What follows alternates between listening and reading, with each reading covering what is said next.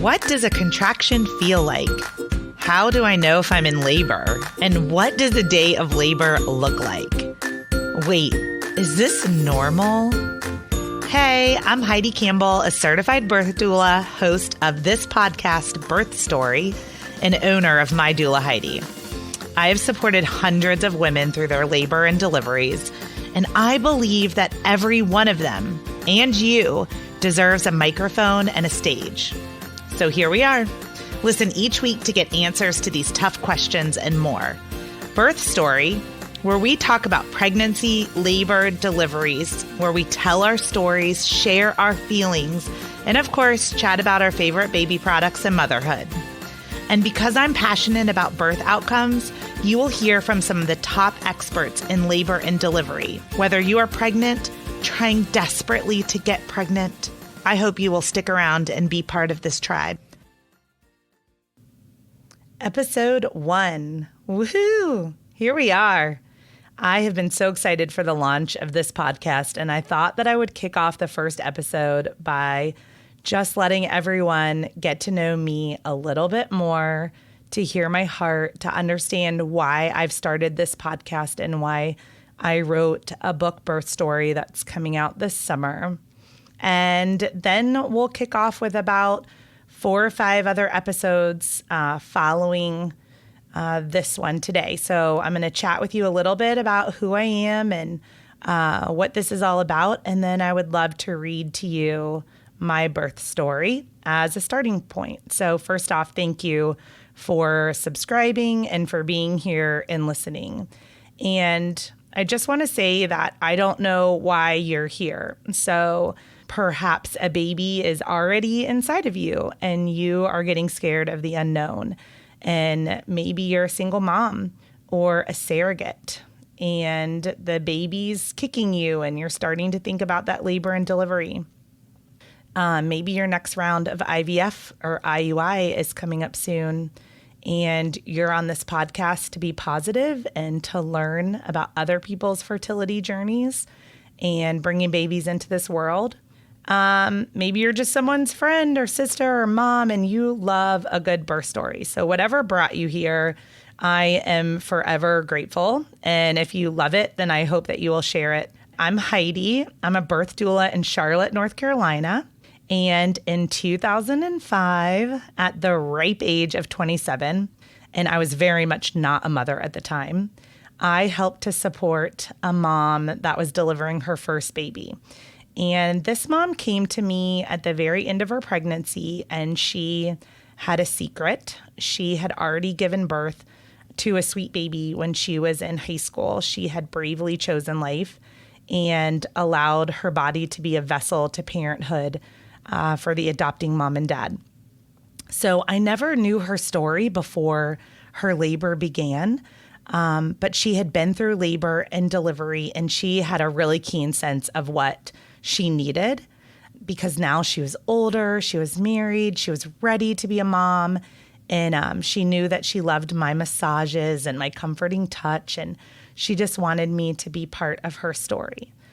Well, that single day, you guys, was the most pivotal, life-changing moment. I became someone new that day for the first time. I saw the baby emerge and take his first breath. I remember walking out of that hospital and it was like 24 plus hours of laboring with her. And I was filled with energy and excitement. I mean, like crazy, like my body felt like it had been electrocuted. I had no idea how to process what I had just been part of, but I knew it was the most beautiful gift I had ever been given. And in the days after, I was like processing it with friends and family. And I remember my sister said to me, "Oh my God, you were her doula." And I was like, huh? What'd she say? What is a doula?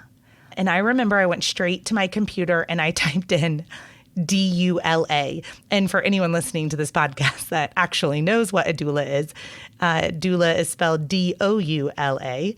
And Google was confused because I did not know how to spell this mysterious word that I had never heard of. It turns out my Greek is not very good. So for those of you guys listening and you're uncertain what a doula is, then please let me enlighten you as my sister enlightened me. So we, myself included, doulas, we are magical beings with superpowers. And we help make pregnancy, labor, and delivery an awesome experience. I mean, I guess technically doula is a Greek word, but most of the moms that I have served over the years here in Charlotte, when they write reviews or call me or send me a little note after birth, they say that I am their rock, I'm their superhero, I'm their saint, I'm their angel. Being a doula is kind of like the feeling when you serve others in any capacity. Like, has anybody listening been on a mission trip? Because when I get away and I go on mission trips, like I get way more out of what I'm getting than what I give. And so does that resonate with anybody like that's listening, that you've gone and you've served others, but in the end you're thinking like, wait, I almost feel bad because they kind of helped me more. And being a doula it's pretty much like that. It's a calling. It doesn't feel like work. As I sat down to reflect on this podcast, I am actually on call for a couple of different births. I'm antsy, I'm nesting, I'm cleaning my house, I'm nervous. My bag is packed, my hospital bag, forget their hospital bag. I am ready to go because I'm just so excited to get the call and to be able to go to work. I mean, most days I can barely stand it. So let me see. I want to elaborate on this just a little bit because the reason I feel antsy and I'm nesting is because I can feel the labor coming on. And I know that sounds crazy. And that's why I'm here to tell you about who I am. So let me elaborate. But ever since I was in high school, I have been enveloped with dreams of pregnancy and birth. And I mean drive my friends and family crazy. The first dream I ever had was so vivid in high school that I remember pulling my friend aside and saying, "Are you having sex? Because I had a dream you were pregnant." And she was. And a few years later, I was in college and this dream rattled me in the middle of the night. It was a childhood friend, really good childhood friend. And by the time I called her, she had already had the abortion. And I just remember through the years, some of the dreams I would have would make sense and some of the dreams would not make sense. If I had a dream about my pastor's wife being pregnant, that did not make sense to me. But then when I had a dream about my best friend being pregnant with twins and I was around her all the time. So I was about, 22 years old, and I decided to take a meditation class at Queen's University here in Charlotte in the chapel. And it was impossible. I don't know if anyone that's listening is into yoga and meditation, but these are things that I think are very profound until I try to do them. And then I find out I'm really bad at them because when I was trying to be quiet and go inside myself, that was hard enough. But whenever I found my way in with my breathing, it was always just pregnant women and babies everywhere. And I was just always really confused and kind of annoyed by the dreams. And so that day that I walked out of the hospital after my friend's birth, and I felt like I had been, electrocuted with energy, everything had kind of made sense. So this is kind of where I'm getting at when I say that being a doula is a calling, because I actually believe that I was born to be by the side of laboring women through their pregnancies and their deliveries. And this is why I wrote the book and why I've started a podcast, because honestly, I want to be a doula forever. And someday my physical body is not going to allow that. And I want to support women outside of Charlotte.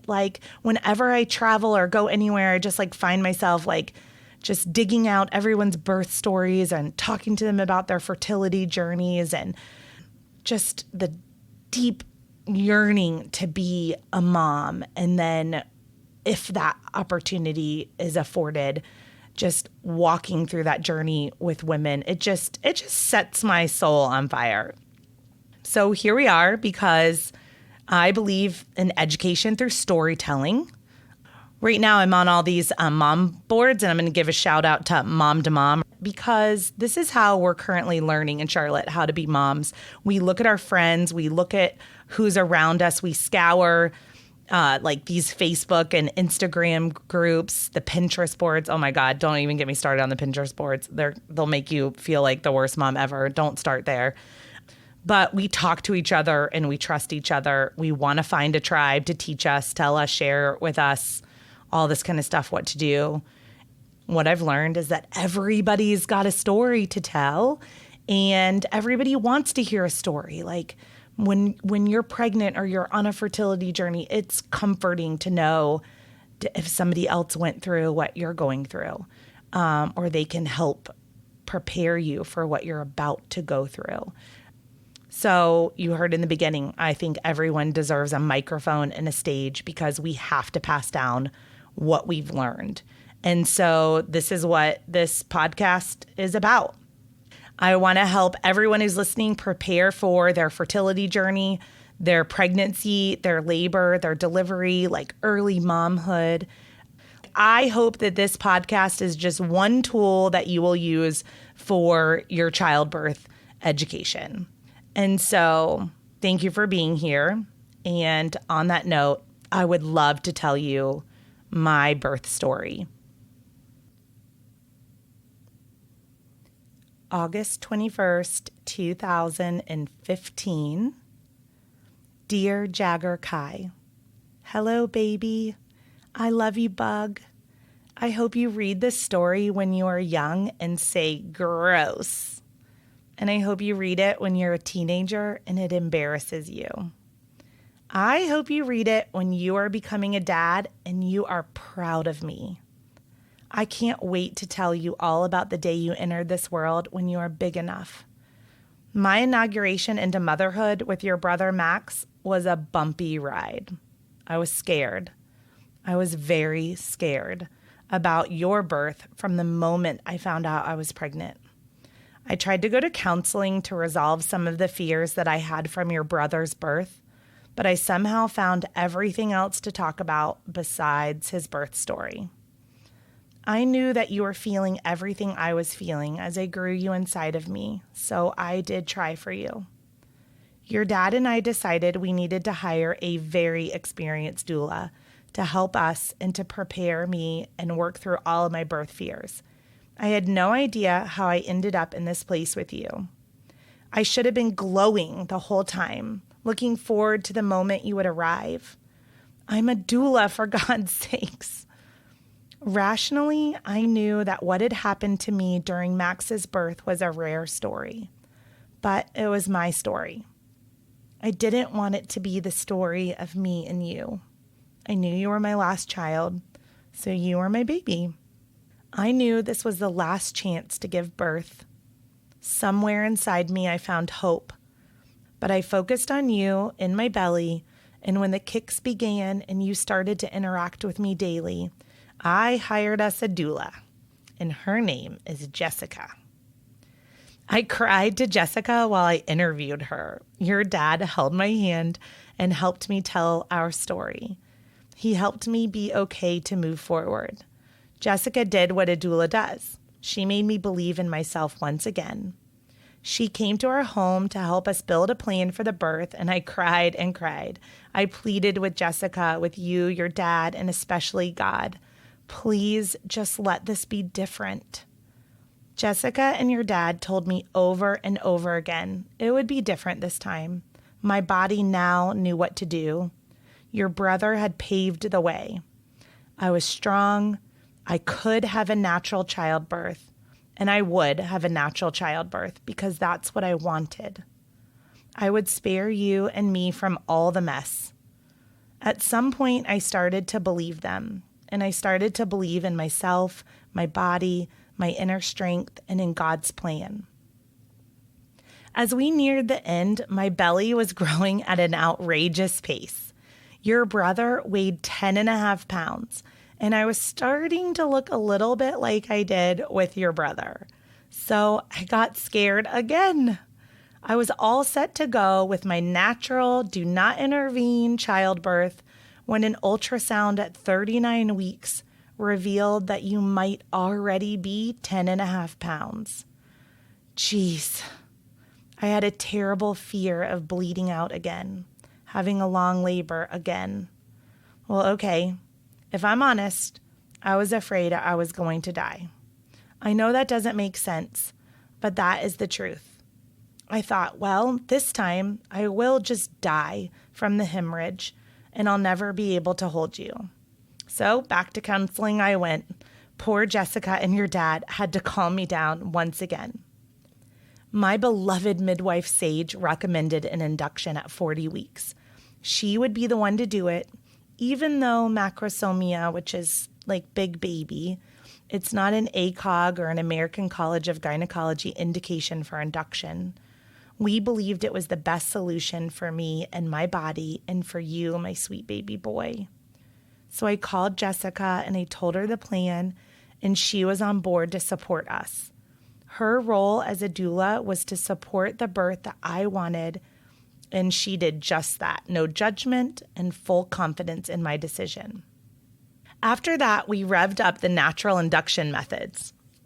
We had sex, we did nipple stimulation, we used black and blue cohosh, we walked, we went to a Chinese reflexologist and had acupuncture, I had a massage, I got a pedicure, I inserted and ingested evening primrose, I ate spicy food, you name it, we did it. I knew my body wasn't ready, but who cares? The weekend before the induction, Jessica brought over some castor oil to try. Well, because why not?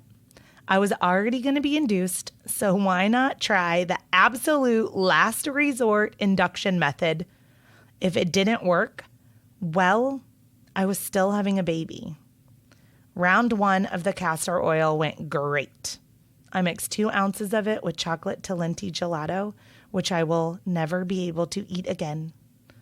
I had mild contractions all day, but then they just died off late in the afternoon because my body was not ready for labor. Your dad and I got a hotel close to the hospital. We were ready. I was ready. And this next part, I'm just going to skip right through. But the next morning, my induction was canceled when we arrived. Push repeat on the next 2 days, and it was canceled again and again. It's like preparing for a marathon and then spraining your ankle. It sucked. I went home twice without you.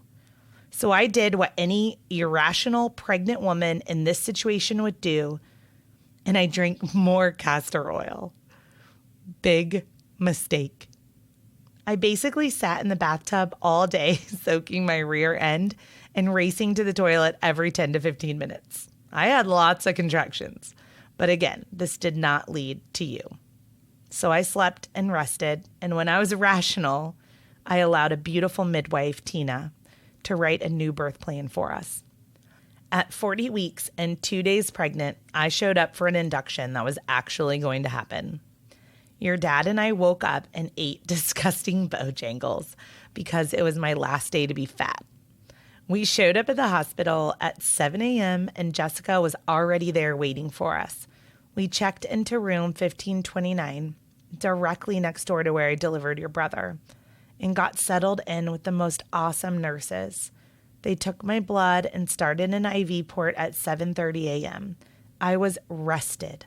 I was mentally strong. I had a doula and a Bradley-trained husband. I had the right hospital, the right midwife, and the right nursing staff. I was pumped up, and I was ready to rock out your birth. We were in a good place. I mean, I was nervous as all get out, but Jagger, I knew we could do this. I knew you would kick off of me. I knew you would come down. I knew you wanted to be in my arms as much as I wanted you in my arms. It was time to meet each other and snuggle and hold you as close as possible. Birth is a little crazy. I'm sitting here writing, and now I'm like, damn, what happened in between that moment and the birth? It gets a little fuzzy. We put on the movie Coming to America. It took my mind off everything. The pitocin got started around 9 a.m. My cervix was almost 4 centimeters dilated before labor even started. Thank you, second baby. The plan was to start pitocin and then break my water and turn it all off and see if my body just took over naturally. The contractions started to come regularly right after 10 a.m. when they turned the pitocin up. I would guess like 4 minutes apart, but they were really mild. I could feel them building and breaking, but they only lasted about 30 seconds and I could easily ignore them. Next, we put on Legally Blonde. I was laying in the bed with your dad, and as the contractions started to get stronger around noon, they turned up the pitocin again to a 6. I would turn my head into his chest and just breathe for a few seconds. I was in total control, and they were barely touching my pain scale. I rated them around a 1 to a 2. This wasn't my first rodeo. I knew where we were going pain-wise. Around 1:45 p.m., the midwife came in and broke my water. I was a solid 4 to 5 centimeters dilated, 70% effaced, so the contractions I had barely felt were already doing work. The very first contraction post-water breaking was significantly stronger. I was sitting on the birthing ball and leaning toward the bed and still trying to watch Legally Blonde.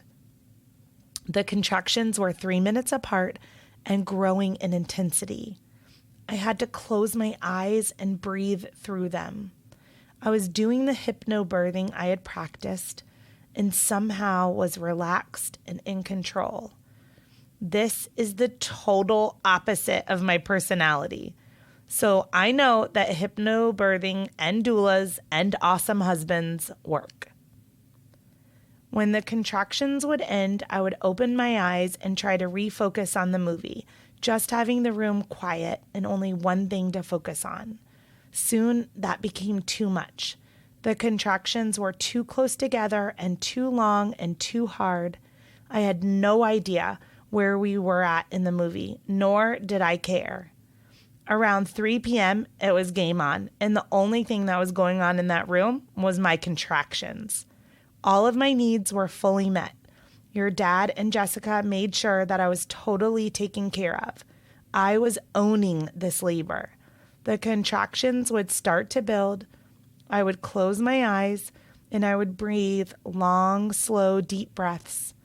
My focus was on hypnobirthing vision.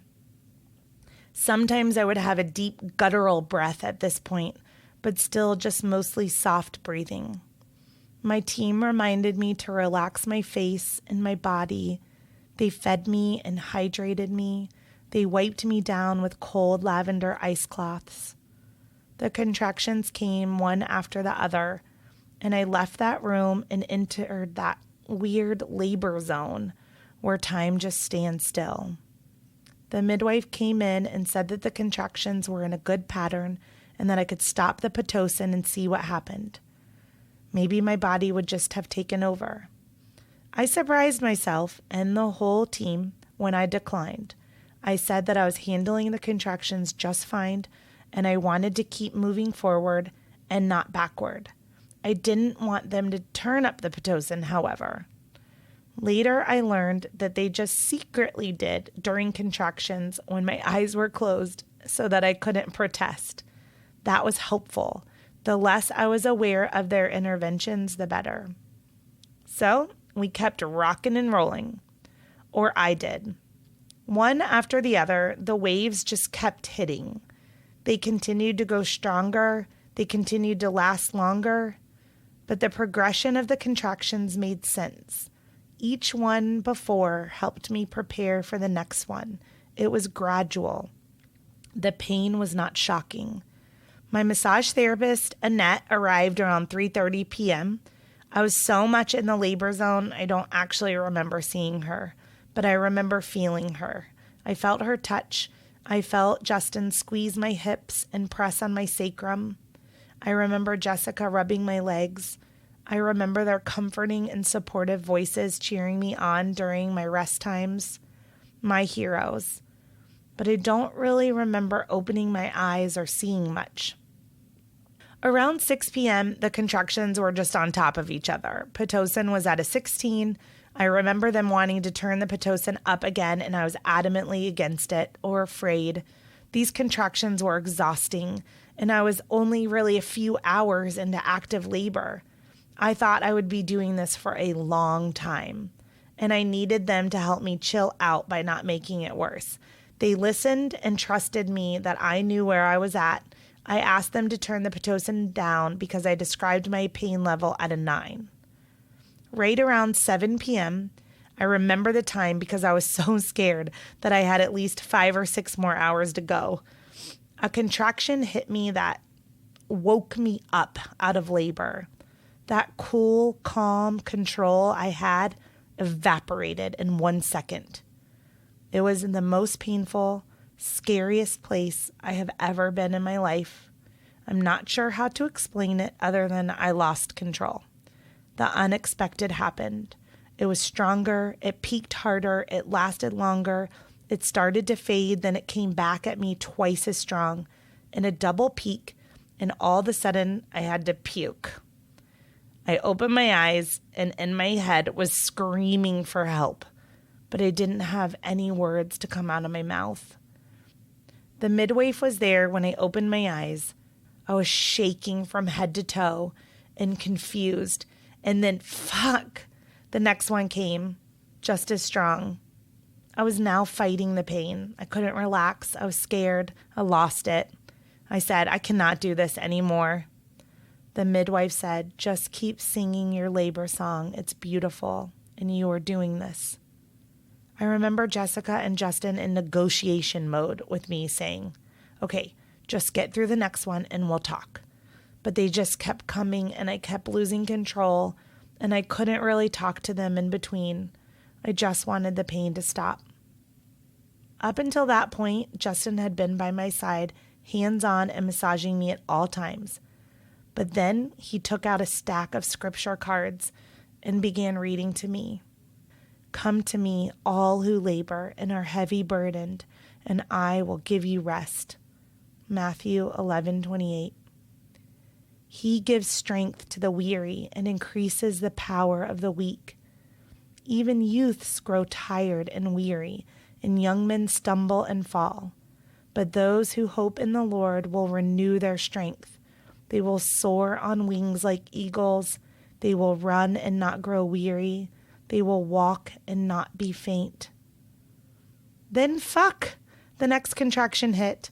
Hypnobirthing was not working anymore, and neither were these scripture cards. There were not enough rose petals or big enough waves to ride. The contractions were dominating me. How would I regain control? As I repeated, I cannot do this, Justin said, babe, this is your dream. You are doing this. And I said, this is not my dream. Who would dream about this? Then this song came on my playlist by Chris Tomlin called Unfailing Love. I wept with the words, you have my heart and I am yours forever. You are my strength, God of grace and power, and everything you hold in your hand. Still you make time for me. I can't understand. God was making time for me. The next contraction hit and I raised my arms up to the sky and I rocked back and forth on the birthing ball. I was crying and moaning so deeply that my throat hurt for days after labor. And then I gave in to myself again and I called out to God for help. I praised him and I asked him, God, open my cervix and let me push my baby out. I begged this over and over in my head and out loud. And on the very next contraction, after I let go, relinquished the pain to God and to my body, after that, no kidding, on the very next contraction, I started to bear down and had the urge to push. Looking back, welcome to transition, is what someone should have said. I thought I had hours and hours to go, but really I was done. When I got to the point that I literally was breaking, it was over. I walked to the toilet to labor down and empty my bladder. The contractions just kept coming, and I kept moaning and rocking and breathing. My midwife checked me, and I was 7 to 8 centimeters dilated. This was confusing to me because I was bearing down on each contraction. This is when I started apologizing. I just kept saying, "I'm so sorry, I'm pushing. I know I'm not supposed to be." They asked me where I felt the pressure. I was feeling it all in the front. The midwife assured me that my body would not tell me to do anything that was harmful to myself or to the baby, and to just go with it. So I did. I walked over to the bed, and the birthing ball was no longer comfortable. I just wanted to squat. And squat I did. This was the moment that I was like, damn, I should not have gained 70 pounds, and I also should have stayed in shape. Your dad had to lift me up out of every squat because I was too tired and too heavy to lift myself back up. So I experienced a huge moment of humility at the end of labor, but I got over it as soon as the next contraction hit. And very quickly, I went to a complete cervix. I had pressure in my rectum and the urge to bear down and push. This was at 8:30 p.m. So I squatted and pushed and squatted and pushed. My heart was racing and I was having trouble catching my breath. It turns out it's just hard work, and I was pretty out of shape. But for a moment, I thought I was for sure having a heart attack in the middle of your birth. While my heart was racing, your heart was dropping. I had had an internal scalpel fetal monitor put on your head. Sorry. During labor. It was the only way I could move around and not be bothered by all the external monitors. The OBGYN came in and everyone told me to stop pushing. I was on the bed, leaning over this birthing bar on my knees when all of this was going down. I could see the OB, I could hear the monitor, I knew what was happening, C-section city. All this work, and there it goes. They asked me to stop pushing to help you recover in between contractions. What? I didn't have much control over this overwhelming feeling to push you out into my arms. And why weren't you coming out anyway? Because I was pushing really hard. So I did what they said. I actually liked the oxygen mask your dad put on my face. I had lavender cloths and ice chips, and I obeyed. I got out of the bed and squatted and got onto my hands and knees. I pushed on every other contraction and just tried my best to breathe and let you push down on your own. It worked. You stayed strong and recovered just fine. I'm sure the medical community and my doula and my husband can explain the rest of this in very different terms, but I was asked to get into the bed and try something else. My midwife was helping to stretch my perineum with almond oil, and they leaned me all the way back and told me to just lift up my hips and push you up towards the ceiling.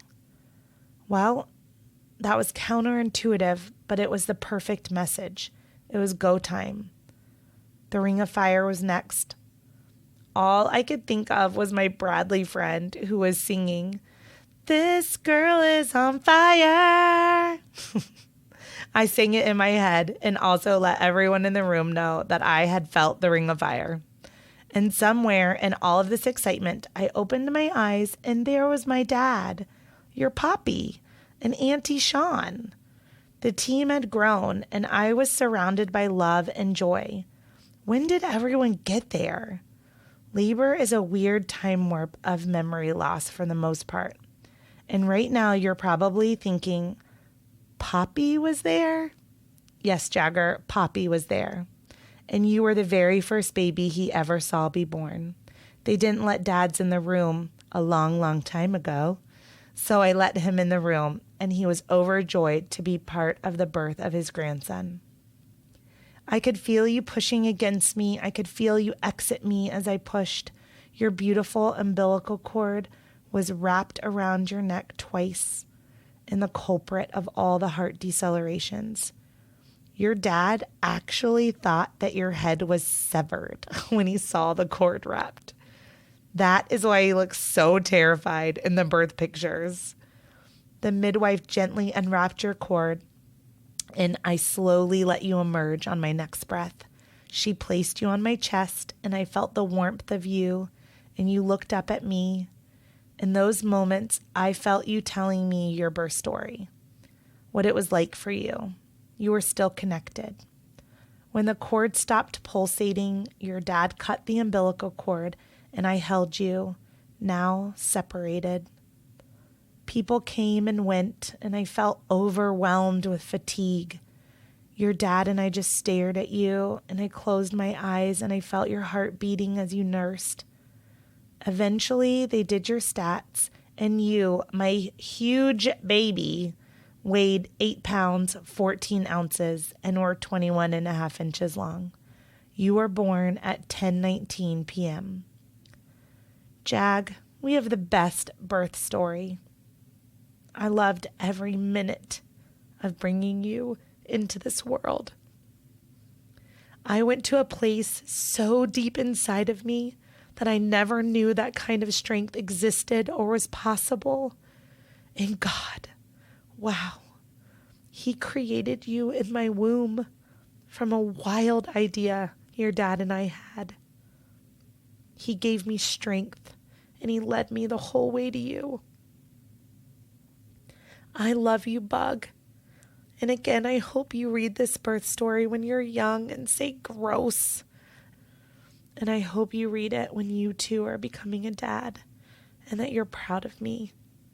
Love, your mom.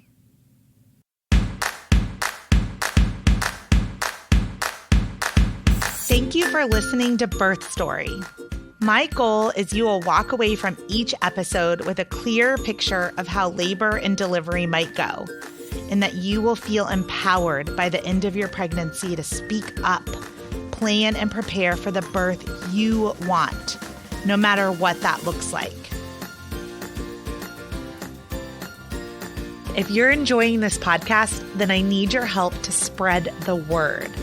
If you know anyone who is pregnant, is trying to become pregnant, or just loves a good birth story, if you could send them to iTunes or Stitcher or Spotify or SoundCloud, wherever they listen to their podcasts, and ask